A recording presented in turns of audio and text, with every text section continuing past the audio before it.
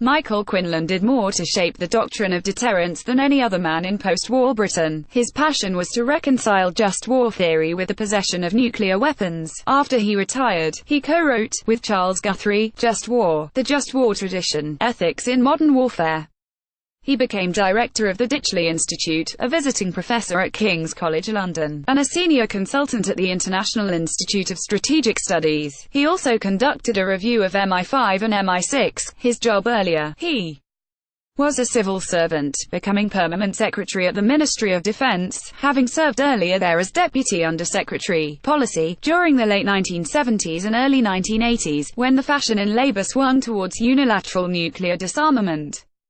So Michael is a useful introduction to the question, made so topical by current debate about the customs union, of whether civil servants have political views. He is far from being an exception to the rule. Charles Guthrie, formerly Director General of the Office for Security and Counter-Terrorism, had a take, when in post, on how government should deal with non-violent extremists. It wasn't always the same as that of ministers, and he was overruled in one case.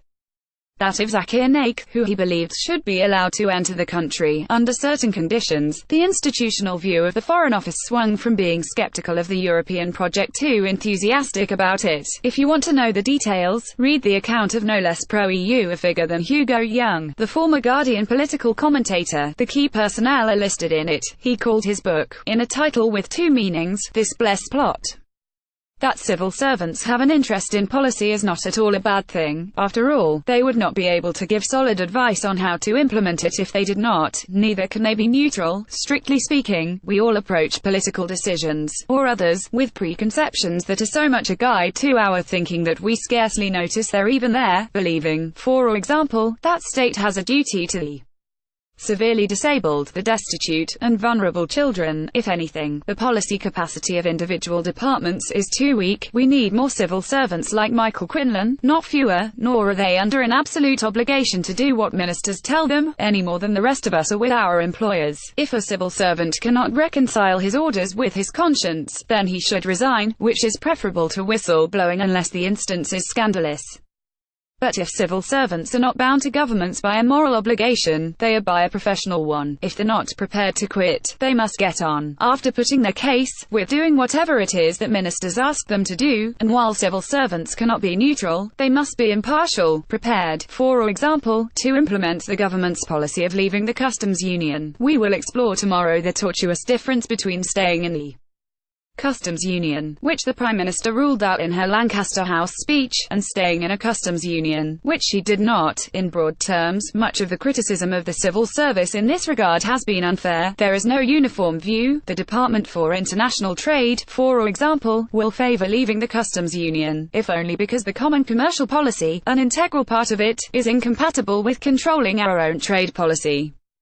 The Treasury has a different take. It is determined to stay in the customs union, as Charles Grant of the Centre for European Reform put it. Those interested in the controversial business of what else he said at last year's Conservative conference can hear it here. As Mark Wallace pointed out on this site last week, its latest push at trying to change the Prime Minister's policy is straight out of the Project Fear playbook. There is not much more to be said about it. If the Treasury can't forecast the coming year correctly, readers will remember its assertion that a vote for Brexit would push our economy into a recession. How on earth can it know what will happen in 15 years' time? They came on in the same old way, and were driven off in the same old way, said Wellington. He was describing Waterloo, but his words also apply to the Treasury's discredited studies, or should do. However, the question about those forecasts isn't, strictly speaking, whether the Treasury has an institutional view. It is, rather, whether civil servants would have gone to work on them had they not been given an instruction to do so, or at least a nod of acquiescence. Civil servants may strain in one direction rather than the other, and they may advise ministers along those lines, but it is unusual for them to take the initiative.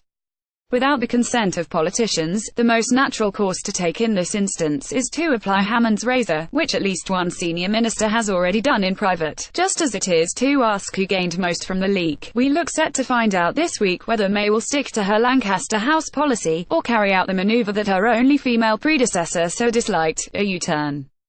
Civil servants sometimes brief that attacks on those who can't answer for themselves is unfair. This defense is weakened by those senior ones who leave office and get down and dirty on social media. There's no intrinsic reason why Simon Fraser and Nick McPherson, say, shouldn't tweet away to their heart's content. They should be as free to do so as everyone else, but bits of what they send out won't reinforce confidence in civil service neutrality, nonetheless.